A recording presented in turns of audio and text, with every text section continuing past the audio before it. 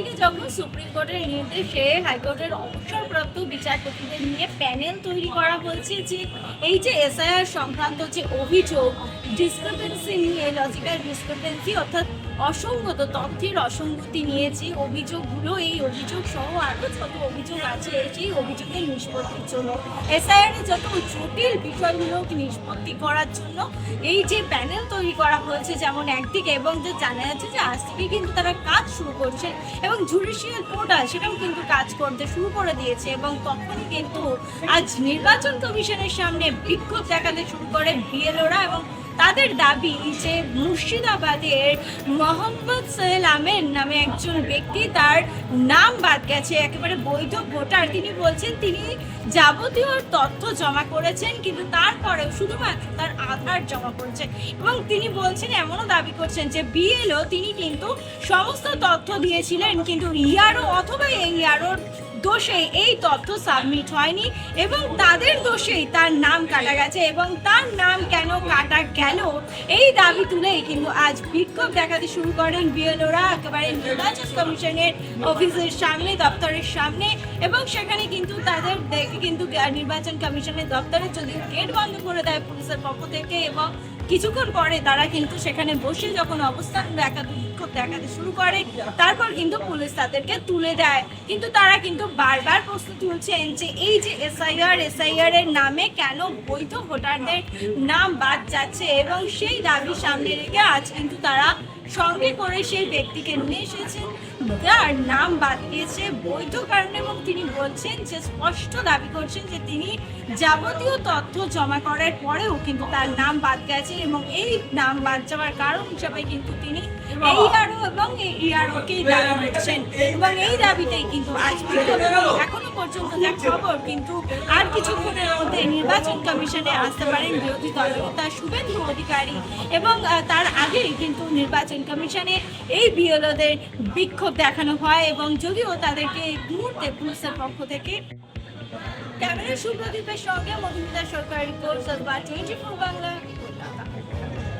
এই notice hearing attendance দেখতে পাচ্ছেন হিয়ারিং অ্যাটেন্ডেন্স আমি উপস্থিত হয়েছিলাম আমি সে একদম নিজে সশরীরে হাজির হয়েছিলাম তার প্রুফ আছে আমার কাছে ভিডিও আছে ঠিক আছে বুঝতে পারলেন তারপরে দেখেন এই যে 6 প্রোজেনি মানে 6 জনের বেশি আমার বাবা মায়ের সন্তান আছে তার প্রমাণ আমি দিচ্ছি দেখেন আমি তার প্রমাণ দিচ্ছি ঠিক আছে দেখেন এক সেকেন্ড আমি দেখাচ্ছি আপনার যেটা 6 জনের বেশি প্রয়োজনী দেখানো হয়েছে সেটা ভুল দেখেন এখানে এই যে দেখেন 4 জন আমি এই দেখেন এখানে আমার নাম এমডি সামিল মোহাম্মদ সামিল রহমান আমার বোন হচ্ছে সার্জিনা খাতুন মার্জিনা খাতুন রাশিদা খাতুন আমার মা হচ্ছে মোমেনা খাতুন স্ত্রী আর আমার বাবা হচ্ছে এমডি আকবর আলী এই 5 জন বিএলও সিগনেচার দেখতে পাচ্ছেন নিচে এবং বিএলও সাক্ষী দিচ্ছে আমি যাচাই করে দেখলাম উপরে সমস্ত তথ্য সঠিক বিএলও সার্টিফাই করে দিয়েছে তারপরে বলছে আমার বাবা নাকি আরো সন্তান আছে আমি ওই প্রুফটা চাই নির্বাচন কমিশনের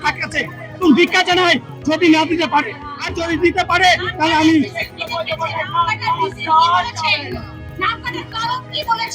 কারণ বলছে যে কারণ আমি জানি না ঠিক আছে ওরা বলছে শুনেন ওরা বলছে যে রোল ব্যাক পাঠানো হয়েছে ইসিআই থেকে আমরা কিছু করতে পারি না সিও থেকে এখানের কথা বলেছে তাই আমি এখানে এসেছি সিও থেকে রোল ব্যাক করা হয়েছে সিও কে বলো আমরা কিছু জানি না আমি প্রথমে বিএলও কে বলেছিলাম কমপ্লেন করেছি তারপরে আমি এই ইয়ারোর কাছে গেছিলাম ঠিক আছে সেও বলছে আমি জানি না তারপরে আমি গেছিলাম সাব ডিভিশন মানে জঙ্গিপুরে ইয়ারোর কাছে সেও বলছে আমি জানি না তারপর আমি ডিএম এর কাছে গেছিলাম ঠিক আছে ডিএম এর কাছে গেছিলাম ডিএম এর ঘরে ঢুকতে যাইনি তবে তার দপ্তরে আমি বলেছি তারা বলছে আমি জানি না ঠিক আছে তারপর আমি এখানে এসেছি আজকে আর যদি এখানে না সমাধান হয় আমি দিল্লি যাব আমি ইসিআই এর কাছে প্রশ্নটা করতে চাই কেন আমার নাম কাটা হয়েছে পুরো এলাকার লোকের নাম রোলব্যাক করেছে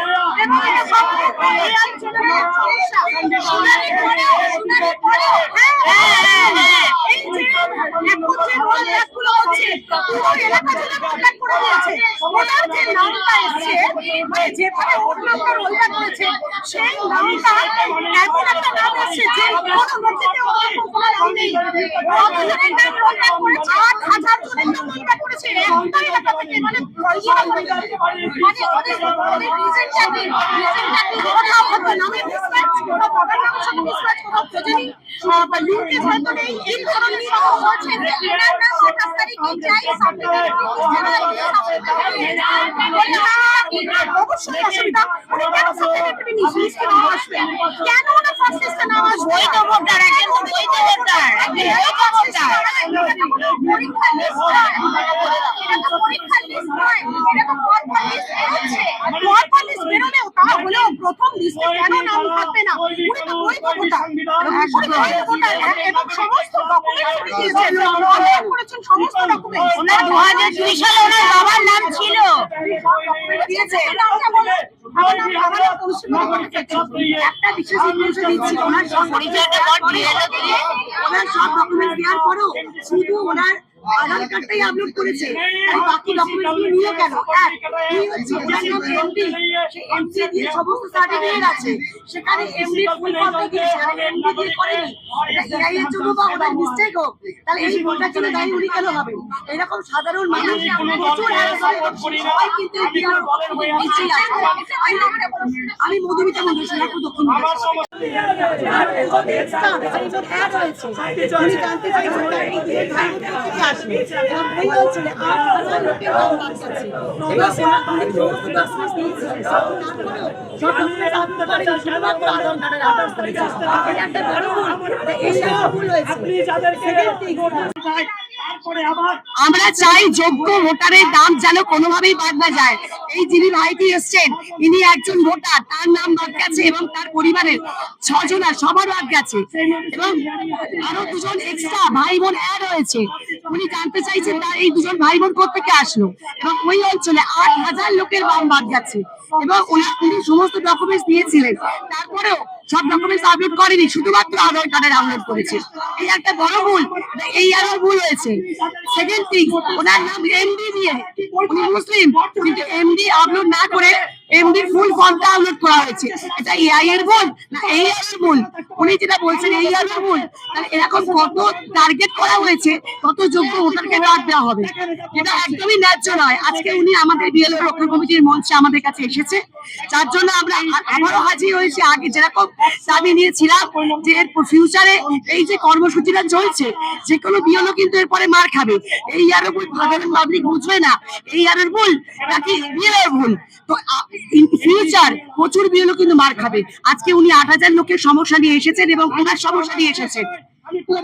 এই সমস্যার আশু সমাধান না করলে ইসিআই অফিসে কিন্তু বড় রকম ধামাকা হবে এবং সাধারণ গণবিস্ফোরণ করবে পশ্চিম বাংলায়, যার জন্য দায়ী হবে ইসিআই। এবং ইসিআই কার অগ্নি হেলনে এটা করছে আমাদের কাছে বড় প্রশ্ন। যদি বিজেপি তাকে খুব নক্কারজনক ঘটনা, আমরা সকলে শিক্ষিকা, আমরা চাই শান্ত বাংলা শান্ত থাকুক। আজকে উনি ওনার প্রচুর বড় যন্ত্রণা নিয়ে উনি এখানে এসেছেন। চলে 8,000, একজন দুজন নয়, 100-200 নয়, 8,000 জনের নাম এবং 8,000 জনের জীবন লাগে। আমি শুনে জানি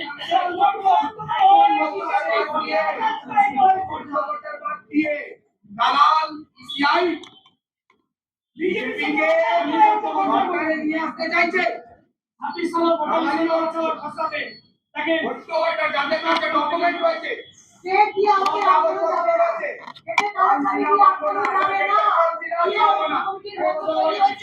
সাধারণ মানুষকে দাবি তাদের ন্যায় পাইয়ে দেওয়ার জন্য এই বিএলও কমিটির মঞ্চ তৈরি হয়েছে। বাংলার মানুষকে রক্ষা করার দায়িত্ব বিএলও কমিটির বলছে। বিএলও কমিটির প্রত্যেকটি সদস্য মাননীয় সুপ্রিম কোর্টের বিচারপতি